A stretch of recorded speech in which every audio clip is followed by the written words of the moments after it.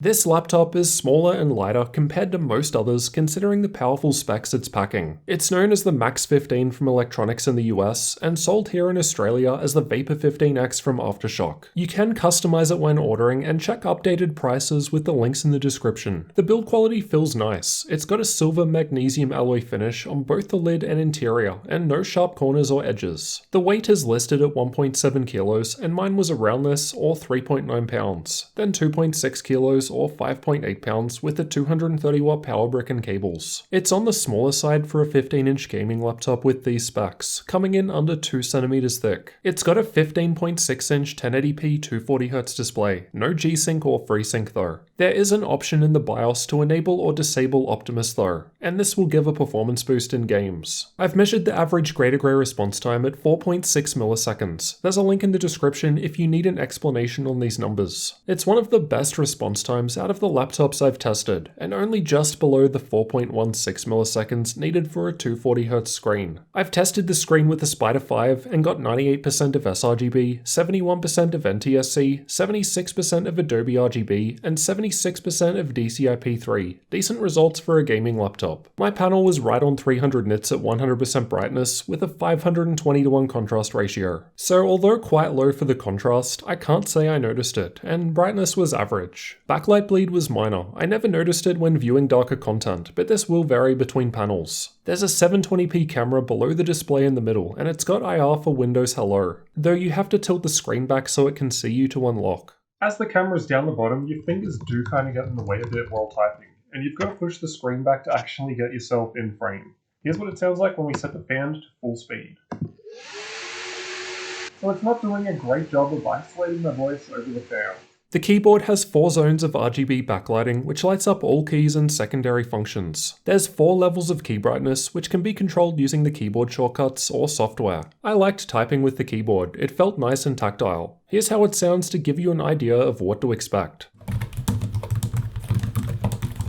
The Glass Precision touchpad is smooth and worked alright, but I'm testing the larger 17-inch version at the same time and that one just feels much better. It does a decent job of hiding fingerprints and dirt as it's not matte black, and the smooth surface makes cleaning easy with a microfiber cloth. The weight distribution felt good, allowing for one finger opening, and the screen goes a fair way back. Keyboard flex was only minor when pushing down hard. It feels quite solid. There was some flex to the lid, but it is on the thinner side. It felt sturdy enough. On the left, we've got a Kensington lock slot up the back, air exhaust vent, USB 3.1 Gen 2 Type A port, and separate 3.5mm microphone and headphone jacks. The right has a micro SD card slot, 2 USB 3.1 Gen 1 Type A ports, and an air exhaust vent. The rest is on the back. From left to right, there's a USB Type C port with DisplayPort output and Thunderbolt 3 support, HDMI 2.0 output, Gigabit Ethernet, and the power input. The front has a little groove in the middle to aid opening the lid, as well as an RGB light bar which can be customized through software with the keyboard. Both display outputs connect directly to the NVIDIA graphics, but Type-C cannot be used to charge the laptop. Underneath has plenty of air vents towards the back half of the machine, and the rubber feet do a good job of preventing sliding on my desk. It's easy to get inside, just take out 11 Phillips head screws and the panel basically comes right off. Inside we've got the battery down the front, 2 M.2 slots above it on the left, 2 memory slots in the middle, and Wi-Fi 6 card to the right of that. Plenty of shared heat pipes and VRM coverage up the back for cooling. The 2 speakers are on the left and right sides towards the front. They sound about average, not too clear at max volume. There was a little bass, but also some vibration or distortion at max. And the latency monitor results weren't too bad. It's powered by a 4-cell 62 Wh battery. I've tested it with RGB lighting off, background apps disabled, and screen at 50% brightness. The battery life wasn't great, pretty bad given the size compared to others. This is something I've seen with other Tongfang laptops prior to BIOS updates, so I would expect this to improve over time. Let's check out thermals next. The Control Center software lets you change between 3 different performance modes, which from lowest to highest are Office Mode, Game Mode, and Beast Mode. Office Mode lets you pick different fan profiles or set a custom fan curve, and also toggle Eco Mode. Game and Beast modes also give you the option to enable Fan Boost to max out the fans. None of these modes apply to any GPU overclocking. By default, undervolting is allowed through the BIOS, and you can also undervolt through the BIOS. The idle temperatures were fine with a 21 degrees Celsius room. Stress tests were done with the AIDA64 CPU stress test with stress CPU only checked, and the Heaven GPU benchmark run at the same time, while gaming was tested playing Watch Dogs 2.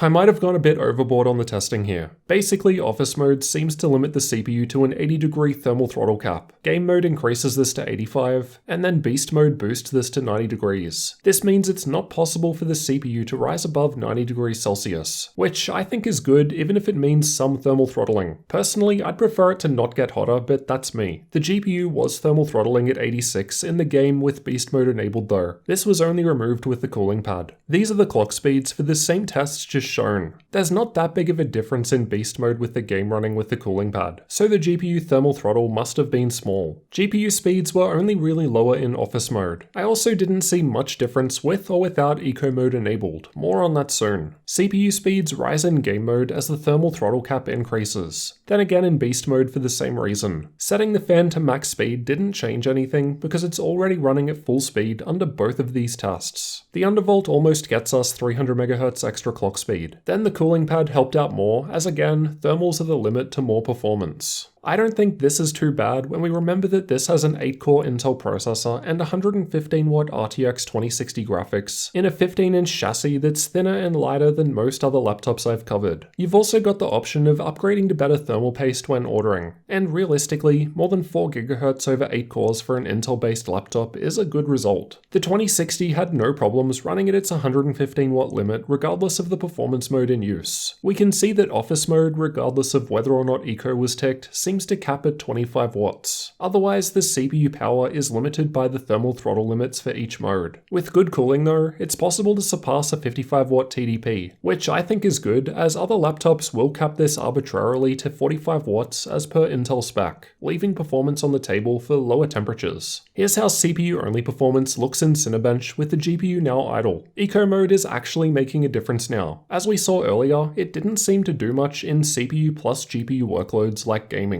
I found game mode and beast mode similar in terms of CPU performance, so it looks like the only difference may be the thermal throttle limits of the processor as noted earlier. When we compare the best result against others, it's doing very well for a 10875H laptop, the best single-core result I've seen anyway, and ahead of all the Ryzen laptops, though the multi-core performance is being beaten by those 8-core 4800H machines above it. The middle of the keyboard was warmer when idling compared to most laptops I've tested, but it was hardly warm to the touch. It starts approaching hot in the middle with the stress tests running in the same lowest office mode. It's not too different in game mode, still quite uncomfortable in the middle and up the back. It's the same deal with the highest beast mode, but the left and right sides are much cooler comparatively. No problems playing a game and resting on WASD. Let's have a listen to the fans.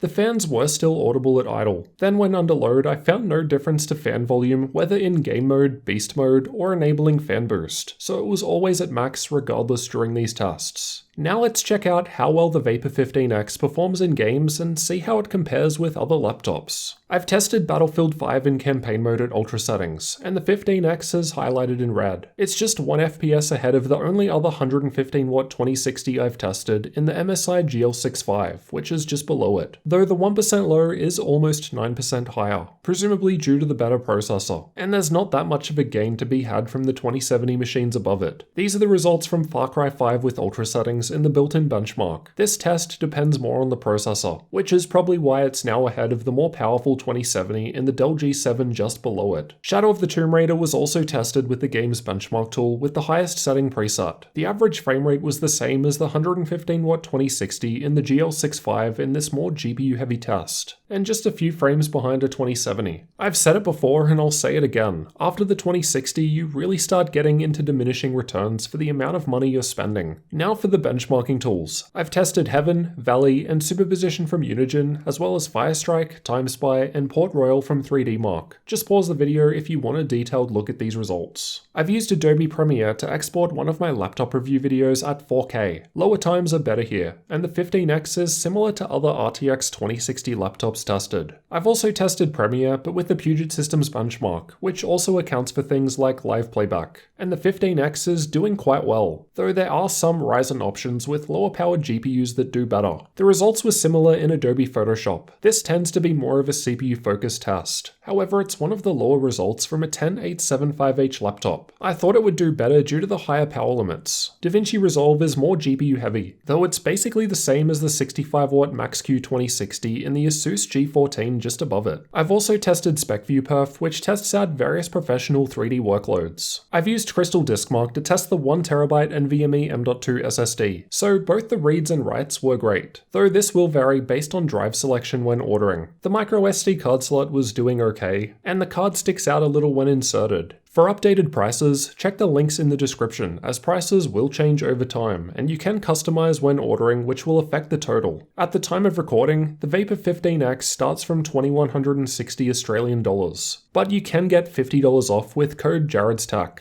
This config just has one stick of memory. I definitely recommend upgrading to dual channel for the performance boost. In the US, they don't seem to offer the 115W 2060 option, instead opting for 2070, 2070 Super, or 2080 Super Max-Q. So to conclude, the Vapor 15X offers great gaming performance due to the higher wattage 2060 graphics and 8-core processor, especially for the size and weight of the machine. If you're after a good mixture of portability and power, then this one is worth considering. As a result of that combination, it can get hot to the touch in the middle, but the WASD area and sides were cool. The internals are capped to different thermal throttle limits based on the mode in use, which I think is a good way to prevent it getting hotter, and you can get improvements with some undervolting or a cooling pad. CPU performance was great, especially for single core, though multi-core was still behind cheaper Ryzen options. But that's just the current state of Intel 10th gen mobile processors when it comes to rendering workloads like this. The screen was great for gaming, 240Hz with low response time, good color gamut for some content creation, brightness was average, but contrast was low.